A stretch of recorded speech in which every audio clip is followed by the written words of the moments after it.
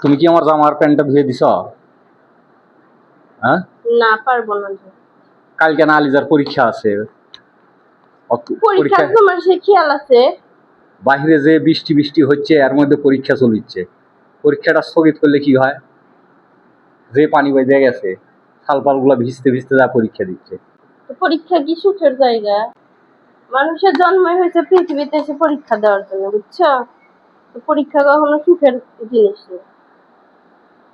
পরীক্ষা দিতে গেলে অনেক সাধনা, অনেক অনেক কিছু পরিশ্রম করা লাগে, পড়াশোনা করা লাগে। খালি পরীক্ষা ইয়ে করলেই হয়। এই বৃষ্টির মধ্যে পরীক্ষা দিতে যাবি, জ্বর ঠান্ডা যদি আসে। আর অটো পাস করলে খুব ভালো হবো, তাই না?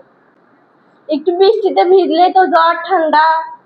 আসলে এখনকার পোলাপানেরা আর সন্তানেরা হয়ে গেছে ব্রয়লার মুরগির মতো।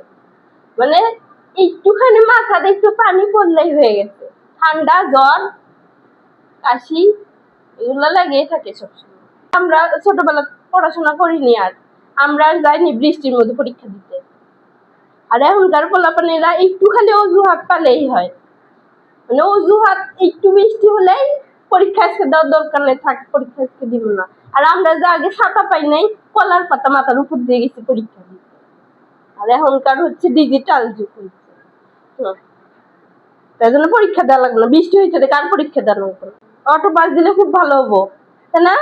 পড়াশোনা করা লাগবে না, না খালি পরীক্ষা হলে যে যা খুশি তাই লিখবো, আর মনে করো যে পাস হয়ে যাবো, অটো পাস। পড়াশোনা করা লাগবে না, সারা বছর পড়াশোনা কিছুই করা লাগবে না, খালি পরীক্ষার হলে যে বসবো আর মনে করো যে অটো পাস হয়ে যাবে, ওটাই ভালো। মানে পড়াশোনা এখনকার পোলাপানেরা পড়াশোনা করতেই চায় না। মোট কথা ওরা খালি চায় অটো পাস হোক, অটো পাস হলে শান্তি। আর অটো পাস করে কোনো জীবনে কোনো উন্নতি করতে পারবো? অটো পাস করে কোনোদিনও উন্নতি করতে পারবো না। অটো পাস করলে কি হবো? পরবর্তীতে যা চাকরি বাকরি করতে গেলে ওখানে যাতে ঠিকই ধরা খাইবো যে ও অটো পাস করে পাস করছে, ভালো পজিশনে যাইতে পারবো, কখনোই পাইবো।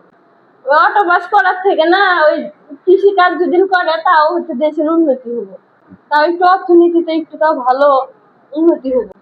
অটো পাস করে শিক্ষিত বেকার হয়ে বসে থাকার থেকে ওই কৃষি কাজ করলে তাও দেশের একটা উন্নতি হবে।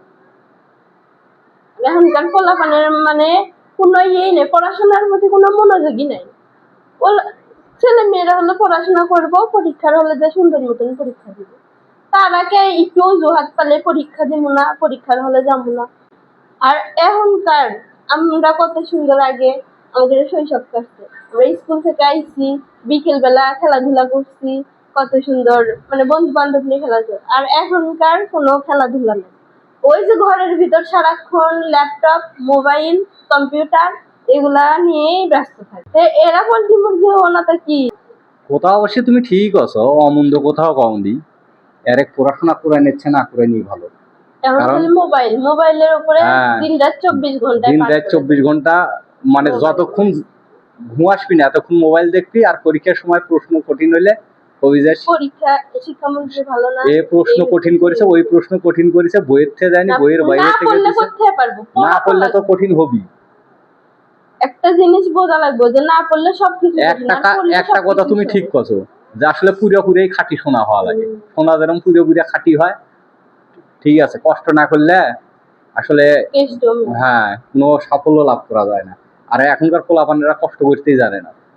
কষ্ট করবো কোত্থেকে? ওরা ওই যে সুখ পায় না। যে আগে দেখো ধানের সময় ধান গাড়ার সময় ধান গাড়িছি, তারপরে জমিতে হাল চাষ করেছি, তারপরে পড়াশোনা করছি। এরা যা ভাব হচ্ছে এখন, তাতে ওই পরীক্ষা হলে দেশি লাগায় দেওয়া লাগবে। এই যে একটা সারাক্ষণ phone phone phone phone phone, ভবিষ্যৎ কি? ভবিষ্যৎ অন্ধকার। আবার দাঁত বার করছে, দেখো তো দুইটা মোবাইল নিয়ে বসছে, দেখো দাঁত বের করছে কেমন। এগুলা কথা তো ইয়ে চাই না, না এগুলা পোল্ট্রি মুরগি হবি না তো হবে কি? এই শুয়ে থেকে তারপর দিন খালি মোবাইল দেখা, একটু পরে না পড়াশোনার কথা বলেই কান্না বের হয়। পরীক্ষার হলে যা লিখবি কি করলে তো পড়াশোনার কথা বলে কান্না বের হয়। আর যদি তখন দেখো সারাদিন কিচ্ছু করবো না, মানে খাওয়াও লাগবো না, তাই মানে সারাক্ষণ মোবাইল দেখতে থাকবে, খাওয়াও লাগবে না, মোবাইল দেখলে পেট ভরে যায়।